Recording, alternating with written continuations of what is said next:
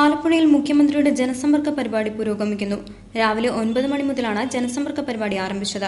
Alappuzha EMS സ്റ്റേഡിയത്തിൽ നടന്ന ജനസമ്പർക്ക പരിപാടിയുടെ ഉദ്ഘാടനം മുഖ്യമന്ത്രി ഉമ്മൻചാണ്ടി നിർവഹിച്ചു. മന്ത്രിമാരായ അനൂപ് ജേക്കബ്, KC ജോസഫ്, കേന്ദ്ര സഹമന്ത്രിമാരായ കൊടിക്കുന്നിൽ സുരേഷ്, KC വേണുഗോപാൽ തുടങ്ങിയവർ സംസാരിച്ചു. തുടർന്ന് പരാതികളുടെ പ്രവാഹവുമായി എത്തിയ ജനങ്ങളുടെ അടുക്കലേക്ക് മുഖ്യമന്ത്രി എത്തി പരാതികൾ കേട്ടു. ജില്ലയിൽ 6318 പരാതികളാണ് രേഖാടിസ്ഥാനത്തിൽ ലഭിച്ചിരുന്നത്.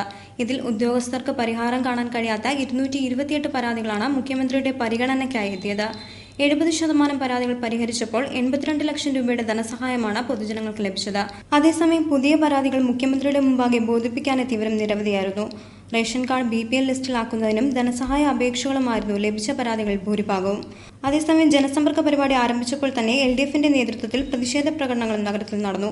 പ്രതിഷേധ പ്രവർത്തകർ ജനസമ്പർക്ക പരിപാടി നടക്കുന്ന വേദിയിലേക്ക് നടത്തിയ മാർച്ച് ജനറൽ ആശുപത്രി ജംഗ്ഷന് മുമ്പാകെ പോലീസ് ബാരിക്കേഡുകൾ ഉപയോഗിച്ച് തടഞ്ഞു.